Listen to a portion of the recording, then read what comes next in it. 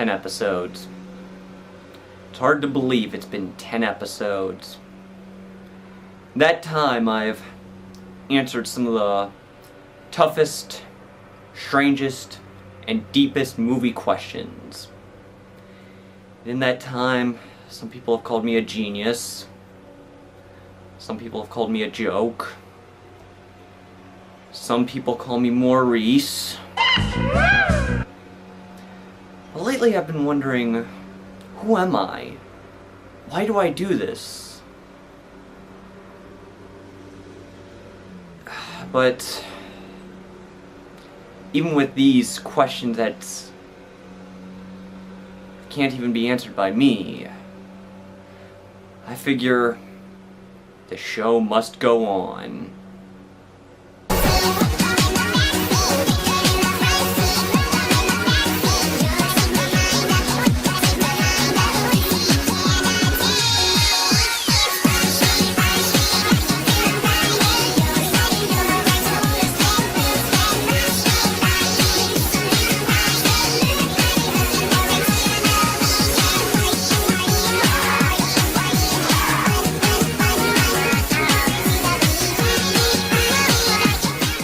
Now, because a sea monster ate his ice cream, it's movie questions answered. Why does No Country for Old Men have such an odd title? The other thing is that I have not said much about my father, and I know I have not done him justice. I've been older now than he ever was for almost 20 years, so in a sense I'm looking back at a younger man. Yes, much of the advertisement for the film version of No Country for Old Men focused on the heist element of the film. However, when one reads the book, you will realize that the story is actually that of Sheriff Tom Bells. You see, he is coming to the realization that he is an old man, no longer capable of dealing with the modern supercriminals such as Anton Chigurh. In fact, his final speech in both the film and the book is about the realization that he will die soon, but the one bright side to his death is that he will finally be reunited with his father. What? Expecting some kind of silly, Python-esque answer? Ha ha ha! Not on this show, my friends. In The Muppets, how could Gary and Walter be related if one was a Muppet and one was a human? I find it truly appalling that people are not more accepting of man and Muppet relations. We live in a day and age where people should accept other people for who they love, regardless of whether they are a human or a Muppet. In so many musicals, can other people hear the music, or is it just in the characters' heads?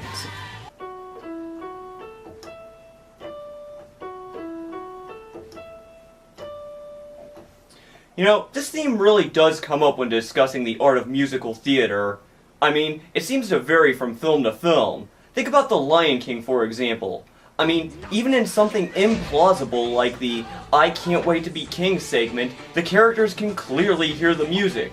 Yeah, next time you need to get out of a sticky situation, I hope you have a carefully choreographed song number prepared. But then there are other times where it seems to vary actually within the film. Look at Beauty and the Beast, for example. In the Gaston number, the characters can clearly hear the music. But what about Belle's number at the beginning of the movie? It's like, come on, Belle. You can't be that distant that you can't hear the entire town singing about you. What exactly was in the briefcase in Ronin? Papers. Business papers. What exactly was the name of the movie about the guy with the sled and the newspapers? Yes, clearly you're thinking of Singing in the Rain. Quite a good movie, actually. Though most people remember it for the scene where the mad scientist uses the lightning bolt to bring the monster alive. And send Marty back to the future. In Troll 2, if the trolls are vegetarian, then why are they still willing to eat humans? Yeah, Here's the thing. So many vegetarians are just hypocrites. I mean, haven't you ever seen a vegetarian wearing a leather jacket or a leather belt? If you ask me, turning all the people into their own food is just their own excuse for claiming they don't eat meat. Now, if you don't mind, I'm going to shoot the latest episode of DVDR HE Double Bendy Straws. Coffee. There's no coffee here in Nilbog. It's the devil's drink. Well, that's it for this episode of Movie Questions Answered. I want to thank you for watching, and as always, I hope you enjoyed. Whether I'm wrong, whether I find a place in this world or never belong, I gotta be me. I gotta be me. What else can I be but what I am? I want to live